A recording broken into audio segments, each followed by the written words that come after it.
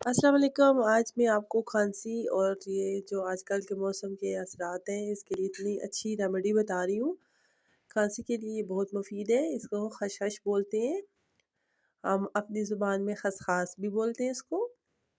पंसार की दुकान से इजीली मिल जाएगी। इसको किसी भी पैन पे, तवे पे इसका कलर चेंज होने तक, गोल्डन ब्राउन होने तक इस तरह इसको चमचा चलाते रहें, इसका कलर चेंज हो जाए। इसको आपने ख़ास मेथड से लेना है, ये काली चाय का कहवे के साथ होगी। देखें इतना कलर चेंज हो गया।